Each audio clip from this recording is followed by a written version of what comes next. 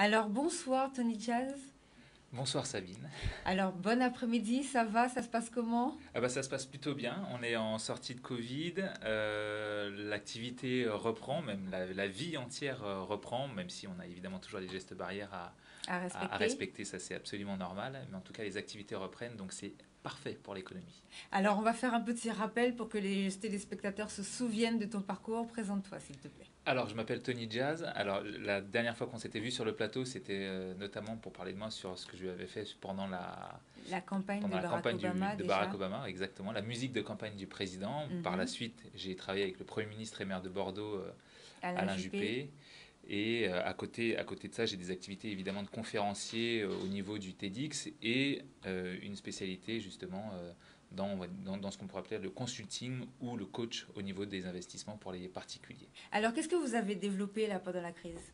Alors là, pendant la crise, la première chose principale, c'est que beaucoup de personnes se sont intéressées à la bourse. Énormément de personnes se sont intéressées à la bourse. On a eu un boom des livrets qui se sont ouverts sur des PEA notamment et des comptes titres qui se sont ouverts sur des plateformes spécialisées là-dedans.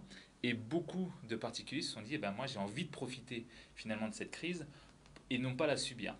Beaucoup de personnes se sont dit, bon, ah, c'est la crise, on risque de subir les pertes et fracas derrière parce que on n'a pas de revenus finalement, peut-être qu'on risque de se faire licencier suite à ça.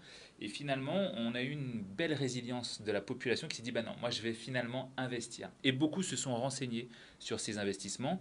Avec les moyens que chacun a à ce niveau-là. Et du coup, j'ai décidé d'écrire un livre qui s'appelle Où investir après la crise, euh, où à l'intérieur, on va retrouver des sujets tels que l'immobilier, la crypto-monnaie, la bourse, les objets de collection, même les futurs investissements possibles, les startups, en fait, partout où le particulier peut aller investir et Mhm. finalement se dire, ben voilà, je ne peux pas avoir que mon revenu, parce que je me rends compte que si j'ai que mon revenu en tant qu'entrée, eh ben, si jamais je n'ai plus ça, ben, je risque un chômage ou je risque plein de choses. Mhm. Et c'est pour ça que le particulier s'est mis à investir. Excellente chose. D'où l'ouverture d'où l'écriture pardon de ce livre. Alors, Tony Jazz, est-ce que vous pouvez nous expliquer comment, pareil, comment vous êtes arrivé à ce projet et comment il fonctionne surtout? Est-ce que tout à l'heure vous parliez de Zoom aussi? Est-ce que c'est vous qui choisissez les gens? Comment les gens vous posent des questions? Comment ils sont amenés ou comment vous êtes amené à savoir si c'est mieux pour eux d'investir dans l'immobilier ou dans la collection? Comment ça fonctionne?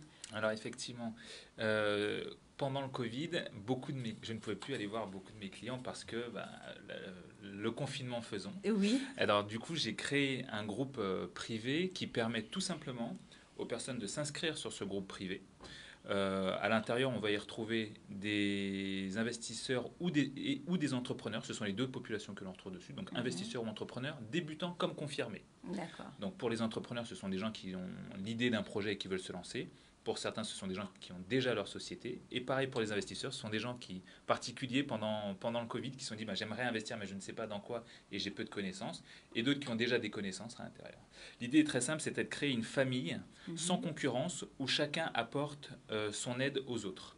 Euh, L'idée est très simple, à l'intérieur, on va retrouver des conseils. Donc, j'envoie généralement donc, sur un groupe privé des informations en leur disant ben voilà, là par exemple, vous avez une information qui est tombée, la municipale vient d'arriver, on a eu énormément de mairies écolos qui sont arrivés. Qu'est-ce Mhm. que selon vous, en tant qu'investisseur par exemple en immobilier, cela va avoir comme conséquence?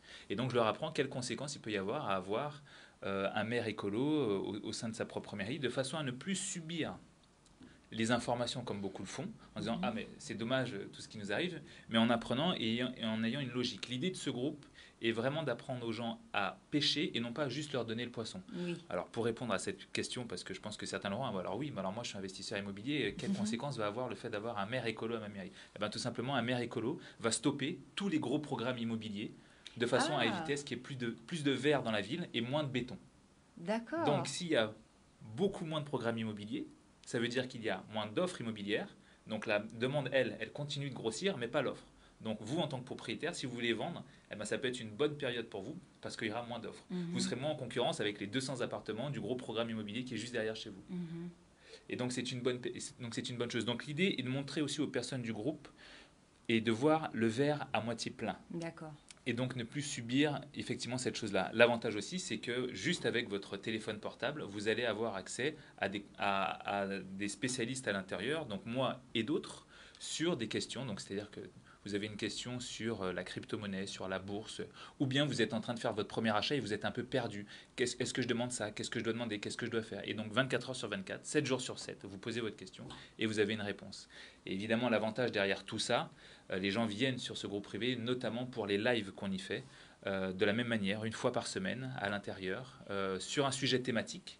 Donc le dernier sujet, c'était comment choisir un bien immobilier rentable. Où on a fait 2h10 de live avec un professionnel, où on a montré toutes les petites astuces, tous les sites à avoir, les questions à poser lorsqu'on va rencontrer l'agent immobilier.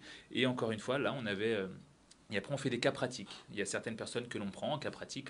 Le dernier cas pratique que l'on a fait, c'était une femme avec des enfants qui était seule chez elle, qui n'avait pas forcément les moyens d'investir et qui venait de perdre son emploi. Et elle qui nous disait, mais comment est-ce que je peux générer de l'argent finalement assez rapidement? Alors, bon, c'est du travail pour le faire, mais on lui a expliqué et elle a pu déclencher ses premiers revenus parce que c'est une femme qui est bonne en orthographe et donc elle a trouvé en fait des clients en face. Ah, Voilà. c'est bien ça. Mais des c'est choses bien. toutes simples où elle va donner, donc c'est créer vraiment son entreprise de service par rapport à une spécialité que chacun a pour pouvoir L'offre et la demande de l'offre et marché. la demande, rencontrer encore une fois l'offre et la demande. Et donc ce groupe a cette utilité-là. C'est groupe Telegram, hein. Alors là, c'est un groupe Telegram. Pour s'y inscrire, c'est très simple. De la même manière, vous venez sur mon Instagram, @TonyJazz, TonyJazz, Tony Jazz. Et vous m'envoyez un message, je vous répondrai. Je réponds à tous les messages que je reçois et je vous indiquerai comment faire pour rentrer sur ce groupe privé. Mais pareil, la première fois que vous avez eu l'idée de faire ça, comment vous avez su que c'était le domaine qu'il fallait développer là après la crise? Qu'est-ce qui s'est passé? Alors, on a les premiers indicateurs qui sont les comptes titres et les PEA qui sont développés. On a un deuxième indicateur qui sont que les personnes se sont rendues compte qu'il fallait moins être dépendant des aides ou dépendant de l'État pour subvenir soi-même à ses propres besoins et à ceux de sa famille. Donc être un peu moins attentiste, on va dire. Et surtout, enfin moi je le vois pour mon métier, je recevais de plus en plus de messages, je recevais des demandes presque tous les jours à ce sujet-là, et comme je ne pouvais pas aller voir mes clients et que j'avais une demande qui arrivait, l'idée est très simple, un produit se crée par rapport à une demande qui existe, on ne crée pas un produit parce qu'il n'y a aucune demande, et donc moi j'ai vu cette demande-là, je ne pouvais pas répondre à toutes les demandes, et j'ai une philosophie qui est la mienne, mais qui est, j'aimerais, on va dire, rendre mes amis, et je veux et je souhaite la réussite de ma famille et de mes amis, parce que sinon, avec qui je vais voyager? C'est ce que généralement je dis. Et donc, l'idée, c'est toutes ces personnes qui m'écrivent, je veux aussi votre réussite. Et donc, du coup, d'une manière très simple, puisque vous voulez aussi investir, puisque vous voulez travailler, je vais vous montrer la voie à suivre. Ça sera compliqué, il n'y a aucune voie facile. Ce qu'on veut, c'est pas de la facilité, c'est de la réussite. Je vais vous montrer comment faire. Est-ce que c'est facile d'écrire un livre sur ce thème-là? Alors, il est très compliqué d'écrire un livre sur ce thème-là parce que l'investissement est très large. Et c'est complexe aussi comme domaine. C'est très complexe comme domaine, c'est même très technique. Et ce que je voulais par-dessus tout, c'était qu'il soit accessible pour la personne qui n'a jamais investi, pour la personne qui se lance même pour la première fois et pour qui ça fait peur. Je me rappelle de l'achat de mon premier appartement.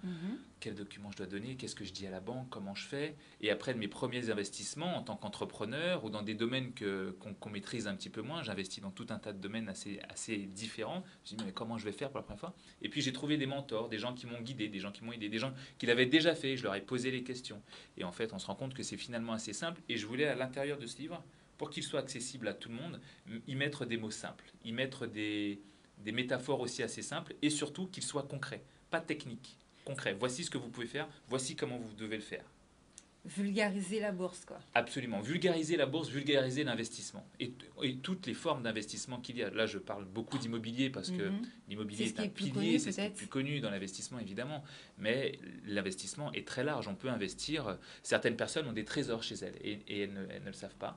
On va faire d'ailleurs un live bientôt sur les trésors qu'il y a dans vos greniers ou dans vos maisons ou chez votre grand-mère. Et on se rend compte qu'il y a des objets de collection qui maintenant coûtent une fortune. Qui coûtent une fortune. Comme les anciennes, je pense aux anciennes machines à coudre et tout ça. Machines à coudre, mais même les anciennes consoles. Parfois, on a certains bijoux. On va avoir parfois certains mobiliers à l'intérieur et vous dire oh mais non mais ça c'est la vieille chaise de mamie. Ben, la vieille chaise de mamie, si on la ramène dans une boutique, peut-être que la boutique dira bon, mettez-la à la déchetterie, vous la montrez à un collectionneur et il vous en donne 10 000 euros en cash peut-être. Ouais. Effectivement, donc comment faire pour que Tony Jazz aille chez vous? Ça, c'est la grosse question. En tout cas, vous pouvez déjà vous inscrire sur son compte Instagram, on a dit, hein, donc arrobase Tony Jazz, et comme ça, vous pourrez avoir des éléments sur ces choses-là. Ça. Au sujet du livre, vous avez... Alors, parce que déjà, vous nous avez envoyé quelques images, donc on va les regarder. Et le livre, vous l'avez co-écrit Exactement. avec Bruno Gondel. C'est ça. Alors Bruno Gondel, qui est un de mes amis et aussi investisseur, qui lui est un Français qui s'est expatrié à Miami, qui aujourd'hui a des agences immobilières à Miami et à Détroit notamment, qui est un spécialiste de l'investissement notamment immobilier et aussi dans les startups. En fait, l'avantage d'écrire ce livre avec Bruno, c'est que moi par exemple, je vais investir dans les chevaux de jumping, les chevaux de saut d'obstacle. Je vais investir dans l'or, je vais investir dans l'immobilier en France. Lui, pas du tout. Lui, il ne va pas sur l'immobilier en France, il va sur l'immobilier aux États-Unis. Bruno investit dans les startups. Donc vous avez deux visions de deux pays, on va dire, différents. Exactement, mais même deux cultures absolument différentes. Et dans ce livre est ponctué de plusieurs interviews à chaque fin de chapitre où il va donner son point de vue sur les investissements qu'il a fait sur un thème bien précis. Et moi, je vais expliquer pourquoi moi, je n'y vais pas. Et lui va expliquer pourquoi lui, y va. Et l'idée est très simple, c'est de comparer ces deux visions-là. Parce que j'ai toujours trouvé que les livres en investissement ou les magazines en investissement étaient très orientés. C'est-à-dire faites ci, faites ça, allez vraiment dans cette direction. Et qu'on n'avait jamais ces deux balances-là. Et donc l'idée de ce livre-là était vraiment de donner ces deux balances-là de manière extrêmement ludique pour toutes les personnes, qui faisaient des connaissances ou pas. C'est-à-dire qu'un collégien lit ce livre, il le comprend aussi bien qu'un technicien universitaire. D'accord. Alors, vous nous avez envoyé des phrases aussi. Alors, immobilier en France, par exemple. L'immobilier ne peut pas être perdu ou volé. Il ne peut pas être emporté. Acheté avec bon sens, payé en totalité et géré avec raison. Il est le placement le plus sûr du monde. Pourquoi cette phrase ? Alors, cette phrase, parce que généralement, alors je vais parler peut-être de faits malheureux, mais quand on rentre chez vous et qu'on vous cambriole, on peut vous prendre vos bijoux, on peut vous prendre votre vie et on a un sentiment de violence. Mais on ne peut pas partir avec votre appartement. On ne peut pas partir avec votre maison. Donc, malgré certains événements malheureux comme celui-ci qui peut arriver, mais comme d'autres, eh bien, ce bien est liquidable. C'est-à-dire que vous pouvez le vendre et en récupérer l'argent. Et on ne pourra jamais vous le voler. L'avantage, c'est que 1789, la Déclaration des droits de l'homme, vous aide là-dedans parce qu'on ne peut pas vous prendre votre bien, on ne peut pas vous exproprier. Et donc là l'avantage, c'est de dire que voilà, cet investissement-là est l'un des investissements évidemment les plus sûrs qui soit. Mais il n'y a pas que celui-ci. C'est ce qu'on appelle investir dans la pierre. Exactement. Alors l'or brille même dans la boue. Pourquoi avoir choisi cette phrase ? Tout simplement parce qu'on trouve l'or généralement dans de la boue. C'est là où on va y trouver de l'or avec des liquides de mercure, voilà, pour faire ressortir cette brillance-là. Et tout simplement parce que je vais prendre un exemple tout bête, mais ce qui a de la valeur, que ce soit dans la main d'un homme ou d'une femme, ou bien dans de la boue, gardera toujours sa valeur. C'est-à-dire que si je mets un billet de 20 euros ou de 500 euros dans de la boue, même s'il est sale, il aura toujours cette même valeur. Et donc l'or que l'on trouve dans de la boue gardera cette valeur. Et l'être humain adore l'or. Il brille, il est précieux, il est rare, et donc tout le monde court après l'or. C'est pour ça que ça en fait un bon investissement. C'est ce que j'allais demander. J'allais dire, en gros, vous dites aux gens, investissez dans l'or. L'or est un très bon investissement. Alors, si je dois détailler maintenant, et que vous faisiez partie du groupe privé, là, je serais plutôt en train de vous dire, n'investissez surtout pas dans l'or maintenant. D'accord, il y a des périodes. Il y a des périodes, c'est-à-dire qu'en fait, en ce moment, l'or est à un niveau extrêmement haut parce que c'est une valeur refuge et que tout le monde s'est inquiété d'en acheter. Si vous en achetez aujourd'hui, il est tellement haut que du coup... il n'y aura pas beaucoup de bénéfices. Il n'y aura pas beaucoup de bénéfices parce qu'avant qu'il atteigne ce pic, ça va mettre un moment. Donc là, ce que je vais vous conseiller de faire, c'est d'attendre une petite correction qui redescende et là d'en acheter. Et à la prochaine crise ou au prochain problème, vous allez voir qu'il va remonter. D'accord. Donc en fait, on vend l'or en période de crise. D'accord, ça c'était la question. On n'en achète pas en période de crise, attention. Mais on en vend. La bourse, le soleil après s'être couché se lève et le jardin après s'être fané refleurit. Pourquoi cette phrase ? Parce que la bourse, elle n'arrête pas de chuter. La bourse, généralement, à chaque fermeture, à chaque clôture, comme on dit, on a de la baisse parce que les traders arrêtent d'acheter pour faire de nouveaux bénéfices. Et à chaque ouverture boursière, généralement, on retrouve un pic et ça refleurit. D'accord. Alors, objet de collection. Alors ça, je sais que c'est quelque chose que tout le monde aime, hein, que ce soit les voitures, les timbres. Les timbres, l'air de rien, visiblement, les gens dépensent des fortunes Ah dans les oui, timbres ah et oui. les pièces surtout. Donc, il semble que toute collection gravite autour d'une pièce manquante, sorte de noyau autour duquel peut tourner indéfiniment la folie collectionnante de son propriétaire. Alors, pourquoi cette phrase? Bah, je vais vous lancer un défi à toutes Mhm. les personnes qui sont en train de regarder cette émission-là. Trouvez un collectionneur et demandez-lui est-ce qu'il manque des pièces dans sa collection. Il vous dira toujours que oui. Il manquerait, et même s'il arrive à trouver cette pièce, il y en aura Et encore une autre encore qui une autre qui manquera. va chercher, quoi. C'est ça. Et là, on parle d'investissement passion. Mhm. L'avantage de l'investissement passion, c'est que les gens sont prêts à débourser énormément d'argent pour acheter ce que vous avez peut-être dans vos greniers en ce moment-là. D'accord, donc d'où le vide-grenier de tout à l'heure. Exactement, c'est exactement ça. Effectivement, effectivement. Pour les startups, le meilleur moment pour planter un arbre était il y a 20 ans. Le deuxième meilleur moment est maintenant. Qu'est-ce que ça veut dire? C'est ça. Bah, c'est-à-dire c'est toujours le bon moment d'investir. Et vous avez des images qui accompagnent chaque chapitre. Sur celle-ci, c'est l'image d'un D'un cheval qui cheval. représente en réalité ce qu'on appelle des licornes. Les licornes, au niveau des startups, ce sont les startups prometteuses. On les appelle Mhm. les licornes. C'est pour ça qu'on y a mis un cheval.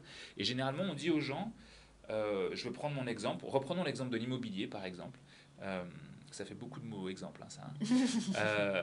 On disait, ben, moi je m'en rappelle, j'ai acheté un appartement il n'y a pas si longtemps, et le jour où on passe chez le notaire, on nous dit à quel prix il a été acheté par la personne qui vous le vend. Et je me dis, mon Dieu, il a fait une plus-value énorme en me le vendant. Mhm. Mais effectivement, il avait peut-être acheté cet appartement, je dis un prix au hasard, hein, 60 000 euros il y a 10 ans, et aujourd'hui il vient de me le vendre peut-être 150 000 euros. Donc il a fait une plus-value énorme. Et on dit, les gens pensent que, ben non, pour investir, le meilleur moment c'était avant, pas maintenant. Mais on se rend compte qu'aujourd'hui, si vous investissez et que vous attendez ce même délai-là, ben il aura pris tout autant de Il valeur, aura pris tout grâce à autant. l'inflation, grâce à plusieurs Oui, qui mécanismes, hein. n'arrête pas, oui. Voilà. Mais donc, le meilleur moment pour planter un arbre, c'était il y a 20 ans, mais le deuxième meilleur moment, c'est aujourd'hui. D'accord. Alors, question par rapport à la licorne, parce que ça, c'est un sujet dont on a souvent entendu parler.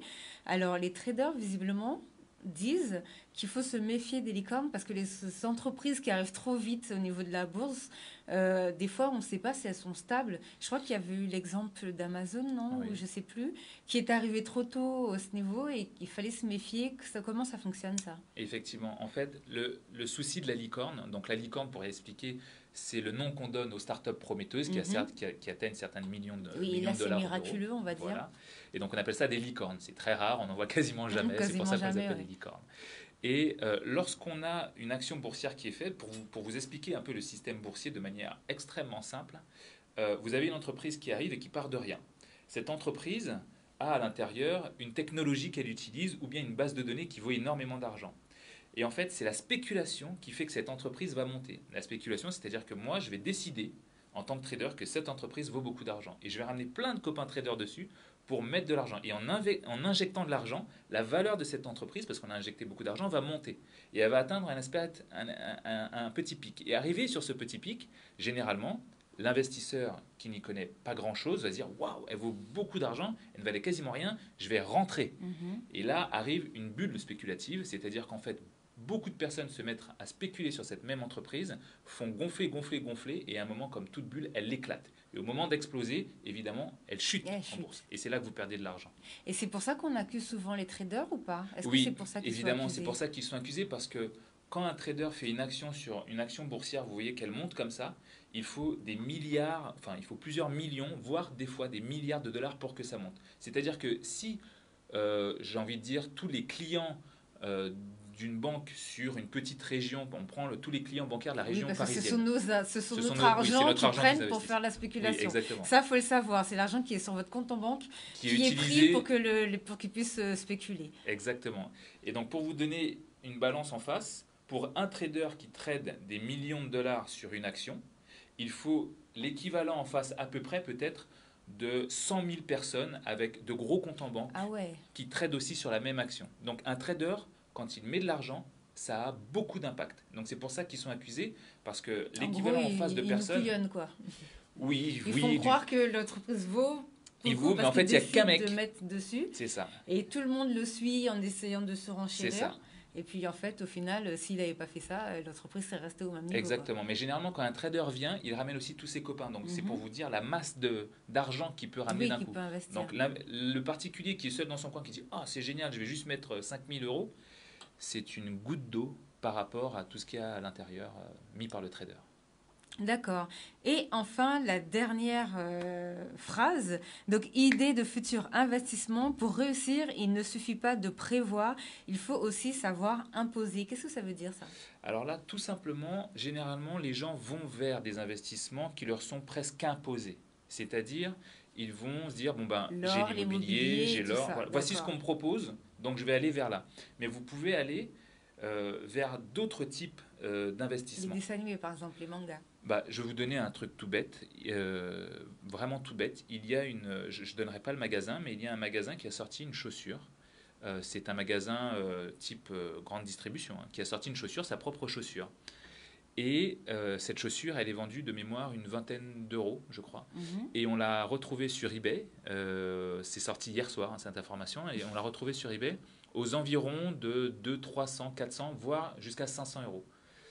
Et donc, vous voyez, ça, c'est un investissement qui ne nous est pas imposé. C'est juste que certaines personnes dans la mode se sont dit, voilà, ça c'est bien. Et donc, eux ont décidé, petit groupe dans la mode, se disant, voilà, cette chaussure qui sort de l'ordinaire, eh ben, on va la valoriser. Donc, vous pouvez aller vers des investissements qui sont absolument différents, qui ne vous sont pas imposés. De la même manière, je vais vous donner l'exemple des Guadeloupéens. Avec nos Mika, que maintenant on Bah, trouve à 250 euros chez Louis Vuitton ou chez Christian Dior. Exactement, on a l'exemple des Mika que tout le monde connaît, que tout le monde vulgarise. On dit, ah oui, tu vas à la plage, ou tu viens avec ça. Mika, c'est ça, tu Voilà. vas pas venir avec ça.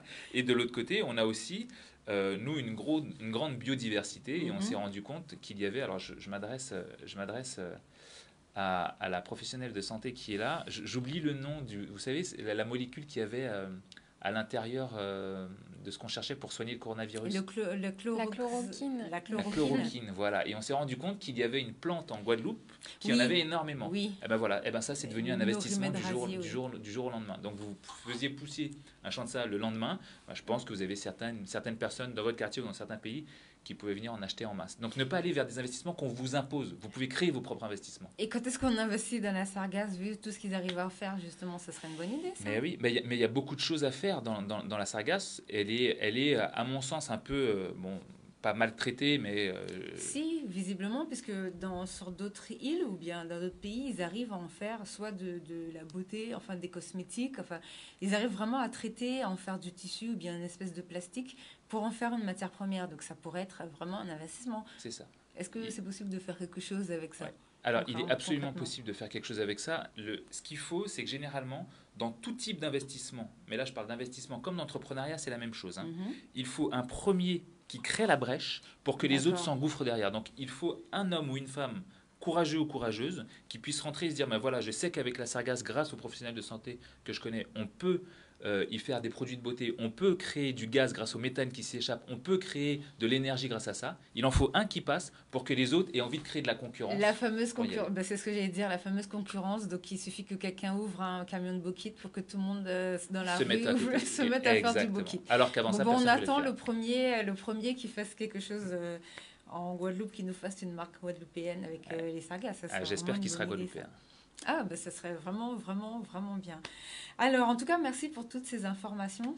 J'espère que ça peut éclairer certaines personnes qui ont peur peut-être des fois d'investir et de se lancer dans la bourse, mais ça peut être vraiment une bonne chose. En plus, c'est de l'argent qui travaille et c'est pas de l'argent qui dort, c'est ça? C'est ça, oui. Ce qu'il faut savoir, une chose importante dans l'investissement, c'est que l'argent que vous avez sur votre compte bancaire, même votre livret A... Ça dort, donc ça rapporte moins. Alors, ça dort, donc vous le perdez en fait. Ah bon? Oui. Petit calcul très simple, je vous montre des chiffres. Vous avez 10 000 euros sur votre compte bancaire maintenant. Il faut vous dire que ces 10 000 euros-là, on les met sur un livret A, d'accord? Allez, je dis n'importe quoi et je vais être généreux. On le met à 2%, d'accord? Il peut être moins, il peut être plus. Je veux juste donner des chiffres pour que les gens s'en rendent compte, d'accord? On vous le donne à 2%, même s'il est bien moins. Eh bien, il faut vous dire que l'inflation, par exemple, je donne des chiffres pour schématiser, ce ne sont pas les vrais chiffres. Hein. L'inflation, elle, va être par exemple à 4%. Donc, il faut vous dire que l'argent qu'on va vous donner à la fin de l'année, finalement, avec l'inflation et la manière dont monte l'inflation, fait que vous perdez cet argent. Visiblement, vous avez toujours les 10 000. Mais avec 10 000 euros aujourd'hui, dans un an, vous faites moins de choses. C'est ça, c'est le fameux prix de la baguette. Je me rappelle quand je suis né, une baguette coûtait 20 centimes et qu'aujourd'hui elle coûte 1 euro. Donc vous voyez, avec ces mêmes 1 euro de l'époque ou même 20 centimes, vous ne faites pas la même chose. Et c'est ce qu'il faut comprendre, c'est que l'argent qui dort, vous le perdez. Il ne rapporte pas. C'est pas qu'il ne rapporte pas, c'est que vous le perdez. Mais vous faire un investissement qui vous donne zéro et donc vous mettez votre argent au même niveau l'année d'après, plutôt que de le mettre et qu'à la fin vous n'ayez finalement plus rien. Donc vaut mieux avoir un compte, un livret je sais pas comment ça s'appelle, hein, des trucs Boursorama et tout ça. Vaut mieux avoir un livret mieux vaut avoir par exemple un compte titre sur lequel vous investissez sur des actions, mais après, encore une fois, là vous commencez à investir, donc il y a un risque. Et ça, il faut être au courant de ce risque-là. Dans tous les cas, si vous ne faites rien, cet argent-là est au fur et à mesure perdu. Mais je vais vous donner un exemple très simple qui est très parlant. En 2009, donc juste après la crise des subprimes de 2008, si vous aviez mis 5 000 euros sur une action telle que Apple, aujourd'hui, vous auriez eu 120 000 euros. Oh là là là là. Mais contactez Tunidia. Voilà, on a 10 ans d'écart. Voilà. Ben, en 10 ans, il y a plein de gens qui ont mis l'argent, ils ont fait des PEL parce que l'État nous a dit de faire des PEL et puis ils ont perdu tout l'argent parce qu'il y a des gens qui ont spéculé avec de toutes les façons. C'est ça. Donc, il faut vous dire que lorsque l'État envoie une mesure comme ouvrez des PEL, mettez de l'argent sur votre épargne, c'est pour qu'il y ait de l'argent physique dans les banques et que lorsque l'État emprunte de l'argent à ces mêmes banques, elle puisse avoir les liquidités. L'histoire, justement, parlons de l'État de la Française des Jeux. C'était une bonne idée ou pas? C'était une très très bonne idée qui a enrichi beaucoup de personnes. Je ne vais pas dire enrichi beaucoup de personnes, mais il y a eu beaucoup de bénéfices. Oui, il y a eu énormément de bénéfices. Lorsque Bruno Le Maire, le ministre des Finances, a dit qu'il mettait la Française des Jeux et qu'il faisait l'introduction boursière de la Française des Jeux, il a mis une restriction pour que tout le monde puisse rentrer, qui était de 2 000 euros. Donc, personne ne pouvait rentrer à l'introduction à plus de 2 000 euros.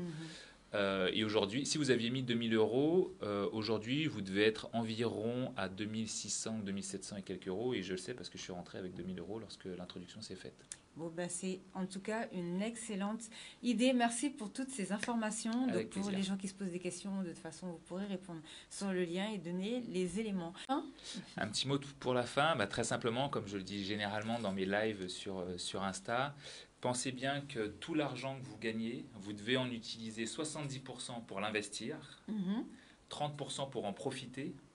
Et c'est très important d'en profiter. On veut investir pour avoir une meilleure vie, pour pouvoir dépenser parfois sans compter ou sans se poser de questions ou sans se mettre en difficulté. Et de l'autre côté, vous devez profiter de cet argent parce que vous le faites travailler et que votre vie, vous devez aussi en profiter. Tout simplement pourquoi? Parce que nous n'avons jamais vu un coffre-fort à l'arrière d'un corbillard.